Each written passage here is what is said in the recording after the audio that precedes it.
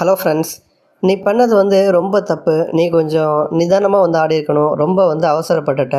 Team உன்னை நம்பி தான் இருந்துச்சு. அந்த மாதிரி சமயத்தில் உங்ககிட்டேருந்து இந்த மாதிரி ஒரு பர்ஃபார்மன்ஸை நான் கொஞ்சம் கூட எதிர்பார்க்கல. நான் மட்டும் இல்லை, ரசிகர்களுமே உன்னோட பர்ஃபார்மன்ஸ்னால ரொம்ப அப்செட்டில் இருக்காங்க அப்படிங்கிற மாதிரி யுவராஜ் சிங் பார்த்தீங்கன்னா இப்போ விராட் கோலி கிட்ட பேசியிருக்காரு. இந்திய அணியை பொறுத்த வரைக்கும் விராட் கோலி இப்போ யூஸ்வலாக ஒரு 2 விஷயத்தை கண்டினியூஸாக பண்ணிகிட்ருக்காரு. என்ன அப்படின்னா, ஒன்று பார்த்தீங்கன்னா செஞ்சுரி அடிப்பார், அப்படி இல்லைனா ஒற்றை இலக்கு ரனில் அவுட் ஆவார். இதான் அவர் பண்ணுறாரு. முன்னாடி கன்சிஸ்டன்சி அப்படின்னா விராட் கோலியை தான் சொல்லுவாங்க. ஒரு மேட்ச் செஞ்சுரி போடுறாருன்னா அடுத்த மேட்ச் 50, 60, 40 இந்த மாதிரி ரன்கள் சேர்ப்பார். அதனால தான் கன்சிஸ்டன்சி கிங்குன்னு விராட் கோலியை சொல்லுவாங்க.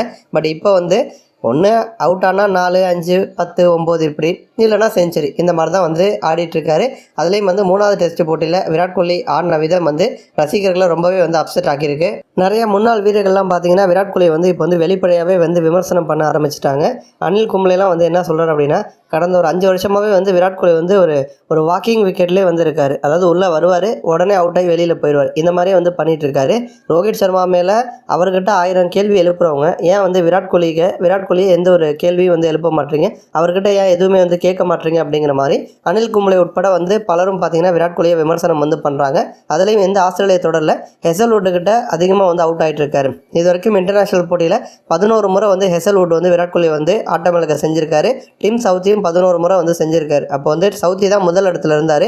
அந்த ஒரு ரெக்கார்டை இப்போ ஹெசல்வுட் பார்த்தீங்கன்னா இந்த 3வது டெஸ்ட் போட்டி ஃபர்ஸ்ட் இன்னிங்ஸில் விராட் கோலி அவுட் ஆக்குனதன் மூலமாக பார்த்தீங்கன்னா இப்போ சமன் பண்ணியிருக்காரு.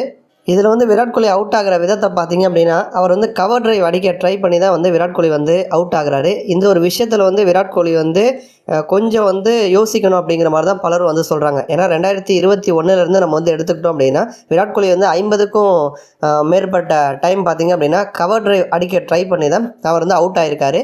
இதே மாதிரி ஒரு சுச்சுவேஷன் சச்சினுக்கும் வந்துச்சு. ஆனால் அப்போ 2003 சச்சினுமே கூட பார்த்தீங்க அப்படின்னா ஒரு 13 முறை கவர் டிரைவ் அடிக்க ட்ரை பண்ணி அவுட் ஆகிட்டே இருந்தார். அதனால் சச்சின் பார்த்தீங்க அப்படின்னா ஒரு முடிவு எடுத்தார். இனிமேல் கவர் டிரைவே ஆடக்கூடாது அப்படிங்கிற மாதிரி முடிவு எடுத்து டெஸ்ட் போட்டியில் பார்த்தீங்க அப்படின்னா அவர் 241 ரன் குவிச்சிருப்பார்.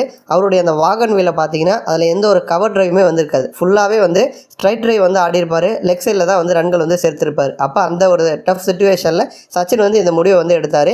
அதே ஒரு முடிவை தான் இப்போ விராட் கோலி எடுக்கணும் அப்படின்னு ரசிகர்கள் எதிர்பார்க்குறாங்க. அந்த மாதிரி சூழலில் தான் யுவராஜ் பார்த்தீங்க அப்படின்னா விராட் கோலி கிட்ட பேசியிருக்காரு. டீமே உன்னை நம்பி தான் வந்திருக்கு. ரோஹிட்டும் ஓப்பனிங் ஆடலை. ஆல்ரெடி ரோஹிட்டும் கொஞ்சம் ஃபார்ம் அவுட்டில் வந்திருக்காரு.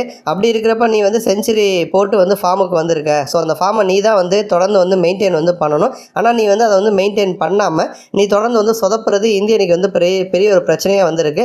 அதுலேயும் நீ ஆடுற விதம் கண்டினியூஸாக ஒரே மாதிரி ஷாட் அடிக்க ட்ரை பண்ணி நீ ஆடிட்டு இருக்கிறது பெரிய ஒரு ஏமாற்றத்தை கொடுக்குது. டீமே உன் கையில் இருக்குது, உன்னை நம்பி தான் இருக்குது. அப்படிங்கிற பட்சத்தில் நீ தான் டீமை டெவலப் பண்ணி கொண்டு வரணும். ஸோ இதே தப்பை திரும்ப பண்ணாத. உன்னை பார்க்குறப்ப நமக்கு டென்ஷன் தான் ஆகுது அப்படிங்கிற மாதிரி யுவராஜ் சிங் பார்த்தீங்க அப்படின்னா விராட் கோலி கிட்ட பேசியிருக்காரு.